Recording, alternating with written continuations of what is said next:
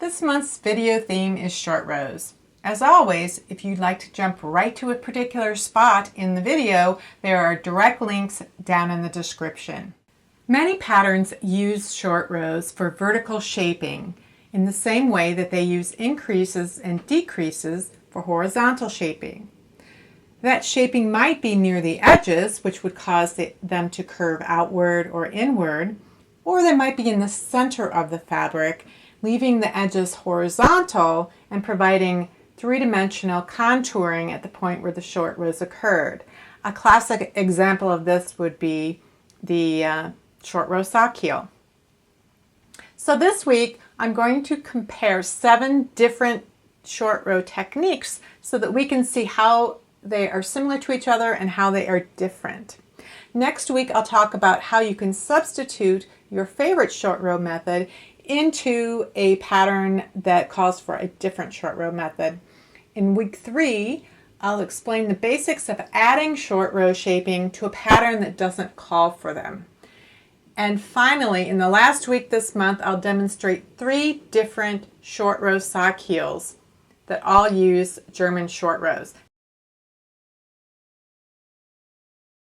I worked this for 30 stitches for a few rows, and then I started binding off. I bound off 5 stitches here, worked across, bound off 5, worked across, bound off 5, etc.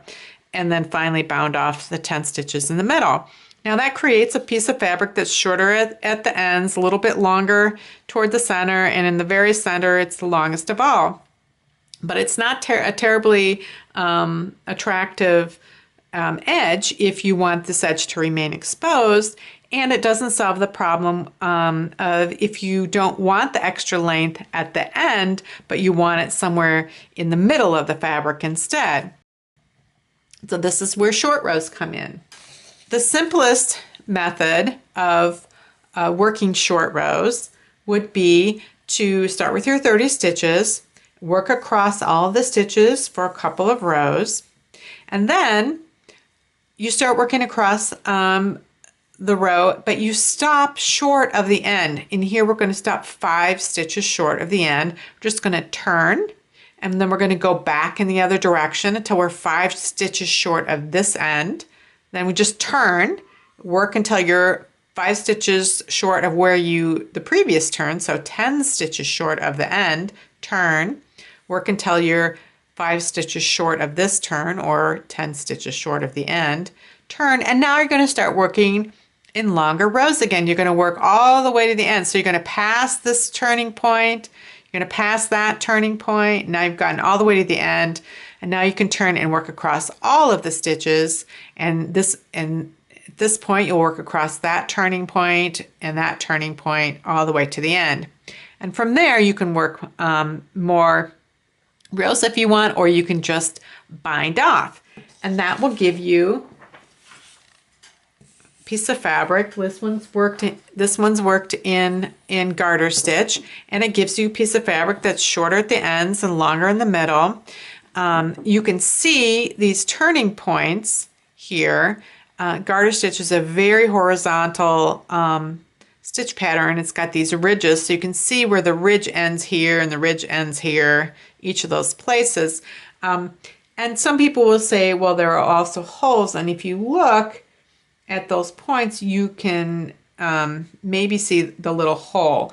But it's insignificant enough that a lot of patterns that are worked in garter stitch that call for short rows will simply call for just turn and go back in the other direction. You can see in the seed stitch example that it's very difficult to find the turning points. I really have to look for them, and certainly there are no obvious holes. The problem with just turning and working in the other direction comes when you're working in stockinette stitch.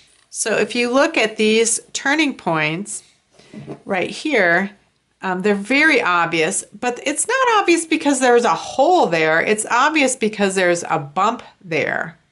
At these turning points, you can see these bumps. Now, what are the bumps from? Well, anyone who's ever worked in stockinette stitch knows that the selvage stitches are always different looking than the rest of the stitches. These stitches all look like perfect V's, but these don't. These are like a regular V here, and then you get a bump, a regular V, a bump.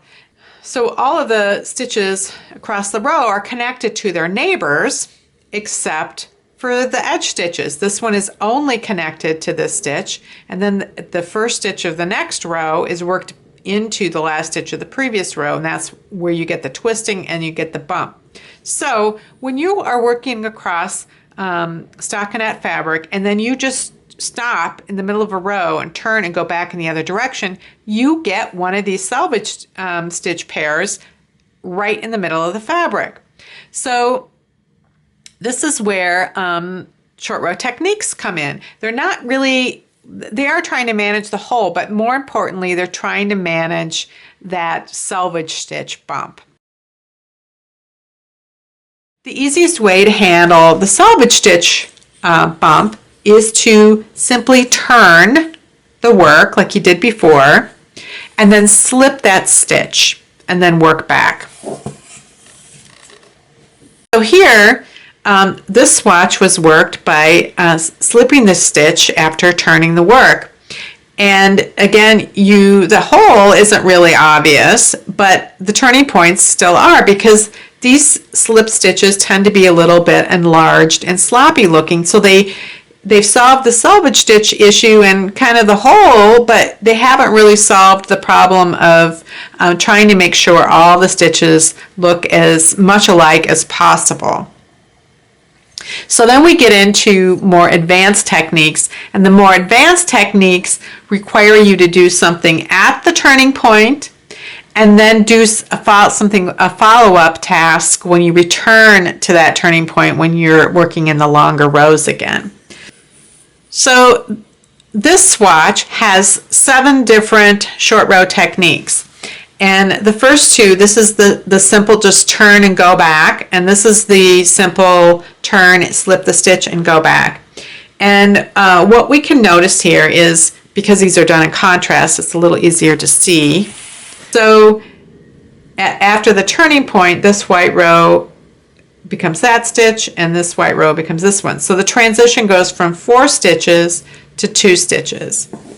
And then with the slip stitch technique, the transition is a little more gradual. You have 4 rows here, and then you have 3 rows, because you only have 1 blue stitch here, and then you have the 2. So the transition is 4 rows, 3 rows, 2 rows.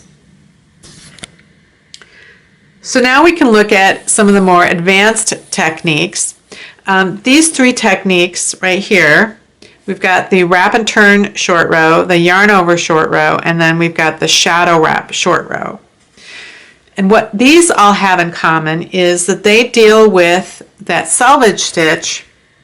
So you've got the 2 stitches here, and you turned back, but there's no selvage stitch. And the way that they deal with that is by, at the turning point, they leave a little loop of the working yarn anchored across the turning point. So with the wrap and turn, you wrap that working yarn around the stitch and leave it there. So it simulates a stitch next to this, which is why we have no selvage stitch. And then when you return back, the second half of the technique is to work the wrapped stitch together with the wrap in such a way that the wrap ends up lying on the back side of the fabric. Now, and this is the yarn over technique, and instead of wrapping the yarn around a stitch, you wrap it around the needle. You just create a yarn over and leave it on the needle, and then when you return, the stitches work together with the yarn over, and again it traps it on the back. The results are exactly the same. You may notice a little bit difference in tension between one versus the other, but they're the same. It's exactly the same. This one is the shadow wrap. This one actually creates an increase. It's like this one creates what's called a twin stitch. So the stitch below the needle is increased with the working yarn, so that the stitch on the needle and the loop of working yarn are twins together. They're coming out of the same stitch below the needle. And then when you work back across the row, the twin stitches worked as a single stitch and continues on. So all three of these techniques trap a piece of working yarn across from the turning point, and then that trapped yarn is worked together later. So for all of these, that transition, it goes from the 4 rows to the 2 rows, just like the simple turn. These two are, this is Japanese short row and German short row, and you can only tell that because I'm telling you that they produce the exact same end result with two very different processes. These are based on the slip stitch method. So you work across, you turn, you slip that stitch. For the Japanese short row, you put a little locking stitch marker on the working yarn.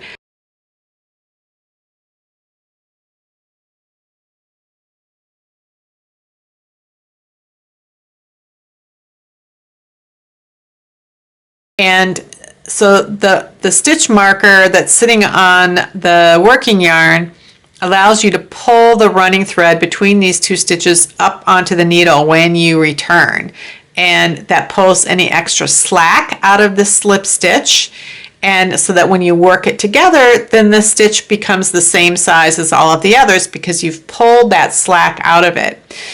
The German short row method, where you're pulling the working yarn over the top of the needle, you're actually pulling that running thread over the needle too. So you're setting yourself up for working the original stitch together with the running thread ahead of time.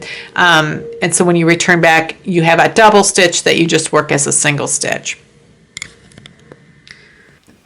You may be wondering, well, which of these short row techniques is the best? You should be able to see that all 5 of the advanced techniques take care of that hole and selvage stitch equally well, giving you a stockinette fabric that looks great for any of them.